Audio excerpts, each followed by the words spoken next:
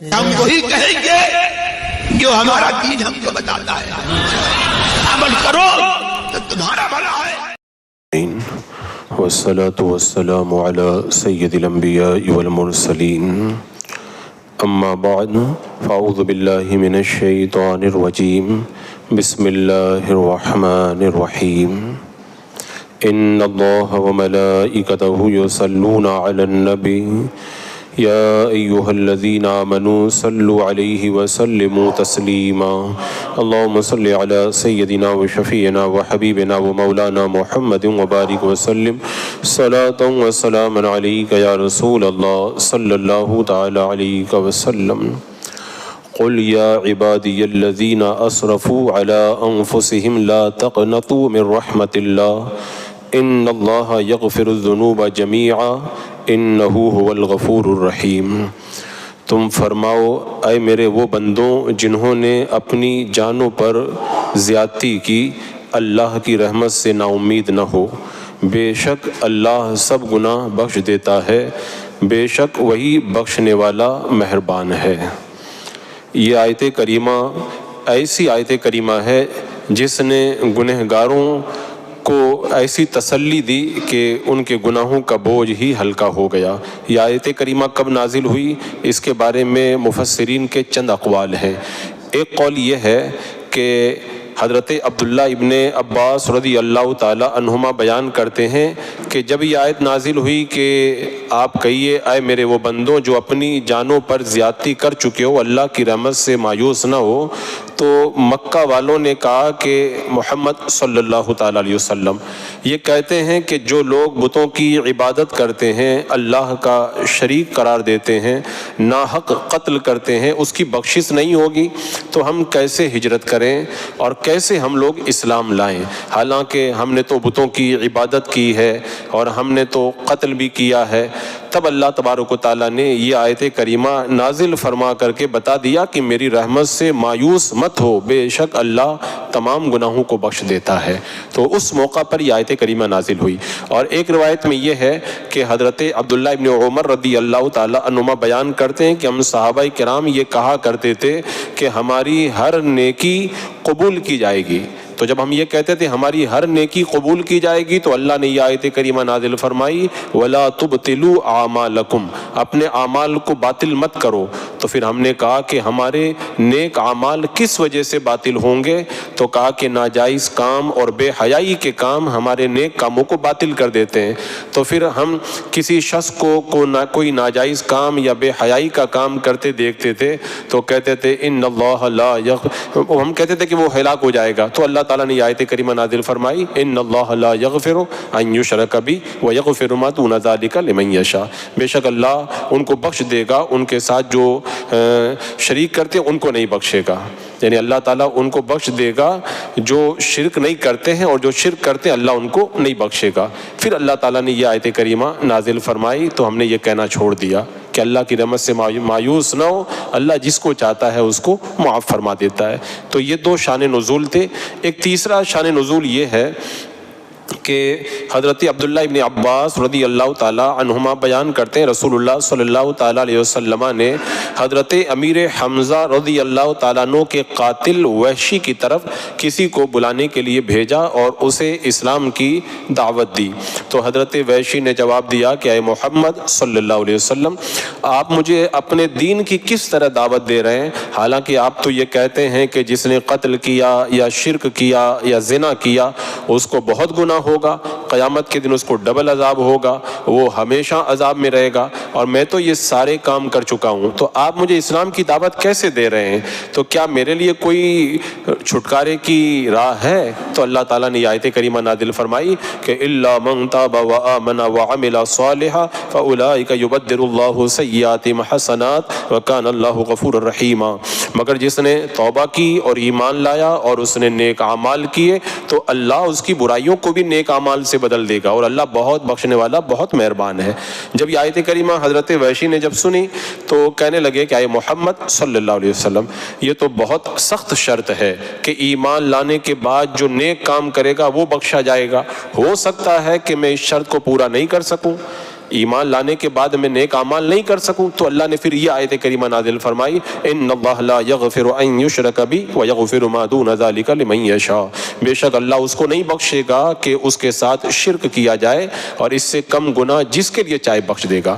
تو جب یہ آیت کریمہ اتر گئی تو حضرت وحشی نے کہا، اے محمد صلی اللہ علیہ وسلم، میں دیکھ رہا ہوں کہ اس میں بھی مغفرت اللہ کے چاہنے پر موقوف ہے، اور میں نہیں جانتا کہ میری مغفرت ہوگی کہ نہیں ہوگی، اور کوئی راستہ بتائیے، اور کوئی راستہ بتائیے۔ تب پھر اللہ نے یہ آیت کریمہ نازل فرمائی جس کی میں نے ابھی تلاوت کی کہ یا عبادی الذین اسرفوا علی انفسہم لا تقنطوا من رحمت اللہ ان اللہ یغفر الذنوب جمیعا انہ الغفور الرحیم، اے میرے وہ بندو جو گناہ کر کے اپنی جانوں پر زیادتی کر چکے ہو، اللہ کی رحمت سے نا امید نہ ہو، بے شک اللہ تمام گناہوں کو بخش دے گا، بے شک وہ وہی بخشنے والا بے حد مہربان اور رحم فرمانے والا ہے۔ حضرت وحشی نے جب یہ سنا تو کہا اب ٹھیک ہے، اب تو مجھے بشارت مل گئی۔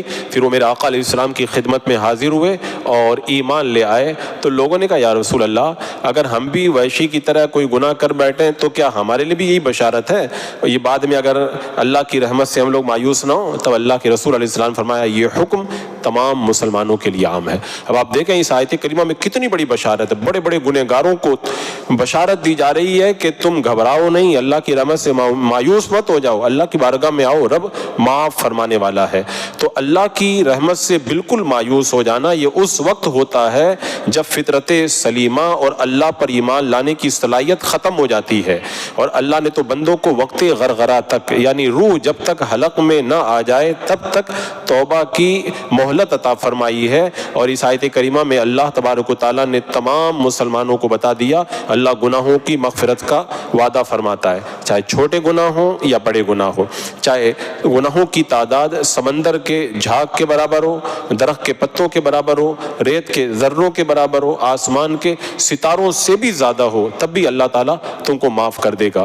اور یہ مغفرت کچھ لوگوں کی جو مغفرت ہوگی وہ سزا دینے کے بعد ہوگی، کچھ لوگوں کو اللہ بغیر سزا دیے ہی معاف کر دے گا، اور یا پھر اللہ کے رسول علیہ السلام کی شفاعت سے معاف کر دے گا، یا اللہ کے نیک بندوں کی شفاعت سے اللہ تعالیٰ ان کو معاف فرما دے گا۔ حدیث پاک میں آتا ہے، حضرت عبداللہ ابن عباس رضی اللہ تعالیٰ عنہما کہتے ہیں نبی اکرم صلی اللہ تعالیٰ علیہ وسلم نے فرمایا، اے اللہ جب تو مغفرت کرے تو سب کی مغفرت کر دینا، تیرا وہ کون سا بندہ ہے جس سے کوئی چھوٹا موٹا گناہ نہیں کیا، جس نے نہ کیا ہو؟ یعنی میرے آقا نے کہا کہ پروردگار گناہ تو سب سے ہو جاتا ہے، سب سے ہو جاتا ہے، اللہ تو جب مغفرت فرمائے تو سب کی مغفرت فرما دینا۔ تو اس آیت کریمہ میں کیا شاندار بشارت دی گئی۔ حضرت ثوبان رضی اللہ تعالیٰ عنہ کہتے ہیں میں نے رسول اللہ صلی اللہ علیہ وسلم کو فرماتے ہوئے سنا ہے، اگر مجھے اس آیت کے بدلے میں دنیا اور جو کچھ دنیا میں ہے وہ سب کچھ مل جائے تو بھی مجھے پسند نہیں ہے۔ یعنی رب نے فرمایا نا کہ گناہ کر لیے تو اللہ کی رحمت سے مایوس مت ہونا، یہ اتنی بڑی بشارت ہے، ساری دنیا بھی مل جائے نا اس آیت کریمہ کے بدلے میں تو میں نہیں لوں گا۔ اور ایک شخص نے پوچھا یا رسول اللہ جو شخص مشرک ہو تو اللہ کے رسول علیہ السلام خاموش رہے۔ پھر آپ نے 3 بار فرمایا کہ مشرکین کے علاوہ کے لیے، یعنی آیت کریمہ مشرکین کے لیے نہیں ہے، کیونکہ اللہ تعالیٰ جو تمام گناہوں کو معاف کرتا ہے، ساتھ میں رب نے یہ بھی فرما دیا کہ شرک کو میں نہیں معاف کرتا ہوں، شرک کو نہیں معاف کرتا، کفر کو نہیں معاف کرتا، کفر و شرک کے علاوہ جو گناہ ہو جائے اللہ اس کو معاف فرما دیتا ہے۔ حضرت عمر بن عبسہ رضی اللہ تعالیٰ عنہ بیان کرتے ہیں نبی اکرم صلی اللہ علیہ وسلم کے پاس میں ایک بہت بوڑھا آدمی آیا جو لاٹھی کے سہارے آ رہا تھا۔ اس نے کہا یا رسول اللہ میں نے بہت عہد شکنیاں کی ہیں، بہت گناہ کیے ہیں، کیا میری بھی مغفرت ہو جائے گی؟ آپ نے پوچھا کیا تم اس کی گواہی نہیں دیتے ہو کہ اللہ کے سوا عبادت کا کوئی مستحق نہیں؟ اس نے کہا کیوں نہیں، میں تو اس کی گواہی دیتا ہوں کہ آپ اللہ کے رسول ہیں۔ آپ نے فرمایا تمہاری عہد شکنیاں اور گناہوں کی مغفرت کر دی جائے گی۔ یعنی تم جب ایمان والے ہو تو گھبراؤ نہیں، اللہ تم کو معاف فرما دے گا۔ اور وہ حدیث پاک تو بہت مشہور، آپ لوگوں نے کتنی بار سنی، حضرت ابو سعید رضی اللہ تعالیٰ عنہ نے جو روایت کی بخاری شریف وغیرہ میں اور مسلم شریف میں ہے کہ نبی اکرم صلی اللہ علیہ وسلم نے فرمایا کہ بنی اسرائیل میں ایک شخص نے 99 انسانوں کو قتل قتل کر دیا۔ پھر لوگوں سے سوال کرنے کے لیے نکلا، اس نے ایک راہب سے سوال کیا کیا توبہ ہو سکتی ہے؟ اس نے کہا نہیں ہو سکتی، اس نے اس کو بھی قتل کر دیا۔ پھر وہ لوگوں سے پوچھنے کے لیے نکلا کیا توبہ ہو سکتی ہے؟ کہا فلاں فلاں بستی میں چلے جاؤ، اس کو موت نے آ لیا۔ اس نے اپنا سینہ اس بستی کے قریب کر لیا، پھر رحمت کے فرشتے اور عذاب کے فرشتوں میں بحث ہو گئی، تو اللہ نے زمین کو حکم دیا کہ وہ زمین قریب ہو جائے، اس زمین کو حکم دیا کہ وہ جو گناہوں والی زمین تھی وہ دور ہو جائے اور جو نیکیوں والی زمین تھی اللہ والوں کی وہ قریب ہو جائے۔ ان دونوں زمینوں کو پھر جب ناپا گیا تو اللہ والوں سے ایک بالش قریب نکلا، اللہ نے معاف فرما دیا۔ بتاؤ 100 لوگوں کا قاتل ہے تو اللہ کی رحمت اور مغفرت اس قدر وسیع ہے کہ 100 لوگوں کا قاتل بھی اگر توبہ کے لیے رب کی بارگاہ میں آئے اللہ اس کو بھی معاف فرما دیتا ہے۔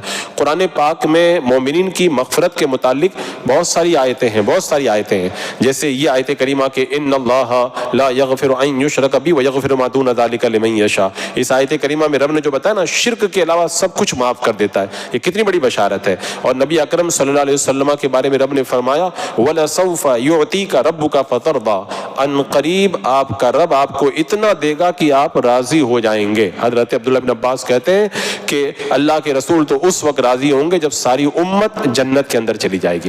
بتاؤ یہ بھی کتنی بڑی بشارت ہے۔ تو اس آیت کریمہ میں اللہ تبارک و تعالیٰ نے جو مومنین کو بشارت دی، معالم التنزیل میں ہے حضرت عبداللہ بن مسعود رضی اللہ تعالیٰ عنہ ایک مسجد میں تشریف لے گئے تو ایک تقریر کرنے والا تقریر کر رہا تھا، لوگوں کو جہنم کے عذاب سے اور جہنم کے قید و بند سے ڈرا رہا تھا۔ تو حضرت عبداللہ بن مسعود نے کہا اللہ کے بندے، اللہ کی مخلوق کو اللہ کی رحمت سے نا امید مت کر، کیا تو نے اللہ کا یہ فرمان نہیں پڑھا قل یا عبادی الذین اسرفوا علی انفسہم لا تقنطوا من رحمت اللہ، جانوں پہ ظلم کر لیا، گناہ کر لیے، تو رب کہتا ہے اللہ کی رحمت سے مایوس مت ہو جاؤ۔ تو لوگوں کو مایوس کیوں کر رہا ہے؟ تو جہاں پہ ضرورت ہو تو اللہ کی رحمت بھی بیان کرنا چاہیے، لیکن لوگوں کو اللہ کے عذاب سے بھی ڈرانا چاہیے۔ اور اللہ تبارک و تعالیٰ مالک ہے، وہ جسے چاہے معاف کر دے، جس کو چاہے معاف کر دے، اس کا کرم ہے۔ اللہ کے رسول علیہ السلام یہ دعا کرتے تھے اے اللہ تو مجھے بخشنا چاہے تو میرے تمام گناہوں کو بخش دینا، اور تیرا کون سا بندہ جس سے کوئی گناہ سرزد نہ ہو۔ تو میرا آقا تو معصوم ہے لیکن پھر بھی اللہ کی بارگاہ میں توبہ کر رہے ہیں۔ اچھا اس آیت کریمہ کے اندر لطف دیکھیں آپ، پہلے اللہ نے فرمایا یا عبادی، اے میرے بندوں، تو جب بندوں کہا تو پھر بندے متوجہ ہو گئے۔ پھر جب کہا کہ اسرفوا علی انفسہم، اپنی جانوں پر ظلم کیا ہے، تو پھر وہ ان کے دل کے اندر کچھ خوف محسوس ہوا تو رب نے فرمایا لا تقنطوا من رحمت اللہ، اللہ کی رحمت سے نا امید مت ہو جاؤ۔ تو یہ اللہ کی رحمتیں اپنے بندوں کو اس طرح بلاتی ہیں۔ کسی عاشق نے کہا تھا نا کہ کسی قسم کا توشہ راہ میں ہمارے پاس نہیں، بس یہی ایک توشہ ہے لا تقنطوا من رحمت اللہ۔ اللہ نے فرمایا رحمت سے نا امید مت ہو جانا، یہ ہمارا سب سے بڑا توشہ ہے۔ یعنی اعمال تو ہمارے پاس زیادہ نہیں ہے لیکن اللہ تبارک و تعالیٰ اسی صدقے میں ہم کو معاف فرما دے گا۔ حدیث پاک میں ہے کہ قیامت میں اللہ تعالیٰ بعد گنہگاروں کو فرمائے گا کہ دنیا میں میں نے تمہارے گناہوں کا پردہ کیا، آج تیرے گناہوں کو میں بخشتا ہوں۔ اس طرح کی بے شمار روایات ہیں جس میں بخشش کی بشارت دی گئی ہے۔ اور میرے آقا علیہ السلام نے فرمایا کہ اللہ تبارک و تعالیٰ نے رحمت کو 100 اجزاء پر منقسم کیا اور اپنے لیے 99 حصے رکھ کے باقی ایک حصہ زمین پہ نازل کر دیا۔ آپ غور کریں، 99 حصے رحمت کے اللہ نے اپنے پاس رکھے، ایک حصہ نازل کیا زمین پر، اسی ایک حصہ رحمت کی وجہ سے تمام مخلوق ایک دوسرے پر رحم کرتی ہے۔ اسی رحمت کا کرشمہ ہے کہ جانور اپنے بچوں کو پاؤں سے نہیں رونتا ہے، اسی رحمت سے وہ اپنے بچے کو جانتا ہے۔ آپ دیکھیں اگر کوئی جانور کے بچے پر اگر شیر بھی حملہ کر دے تو ماں شیر سے ڈرتی ہے لیکن اپنے بچے کو بچانے کے لیے شیر سے بھی لڑ جاتی ہے، بھیڑیے سے لڑ جاتی ہے۔ تو اللہ نے 99 حصے اپنے پاس میں رکھے، ایک حصہ نازل کیا تو پوری دنیا میں محبت ہی محبت ہو گئی۔ تو جب 99 حصے اللہ قیامت کے دن ظاہر فرمائے گا تو پھر آخرت میں جب اللہ کے وہ 99 حصے ظاہر ہوں گے تو کیا عالم ہوگا، کیا عالم ہو جائے گا اس وقت میں۔ اسی لیے علماء نے کہا کہ اہل توحید کے لیے یہی آیت کریمہ بہت رحمت کی امید دلانے والی ہے۔ اور یہ آیت کریمہ جب نازل ہوئی تو اللہ کے رسول علیہ السلام بہت خوش ہوئے اور صحابہ کرام بھی مغفرت ذنوب کے لیے اسی آیت کریمہ کو کافی سمجھتے تھے۔ اور میرے آقا علیہ السلام تو رحمت للعالمین العالمین بن کر کے تشریف بھی لائیں. آپ کی یہ تو شان رحمت ہے کہ جب بندہ میرا آقا علیہ السلام کی شان رحمت سے حصہ پاتا ہے تو دنیا بھی اس کی آباد ہو جاتی ہے اور آخرت میں بھی وارے نیارے ہو جاتے ہیں. اچھا رحمت کی اللہ نے جب بشارت دی تو ساتھ میں پھر اخیر میں اللہ نے یہ بھی فرما دیا وَأَنِيبُوا إِلَىٰ رَبِّكُمْ وَأَسْلِمُوا لَهُ مِن قَبْلِ أَن يَأْتِيَكُمُ الْعَذَابُ ثُمَّ لَا تُنصَرُونَ. اور اپنے رب کی طرف رجوع لاؤ اور اس کے حضور گردن رکھو اس سے پہلے کہ تم پر عذاب آئے پھر تمہاری مدد نہ ہو. یعنی اللہ تبارک و تعالیٰ نے بتا دیا میں بخشنے والا ہوں، لیکن ایسا نہیں کہ گناہ کے اندر پھنس جانا. اے میرے بندو گناہ سے توبہ کر کے اپنے اللہ کی بارگاہ میں آؤ. اگر توبہ نہیں کرو گے تو عذاب میں مبتلا کر دیے جاؤ گے اور تمہاری پھر کوئی مدد بھی نہیں کرے گا.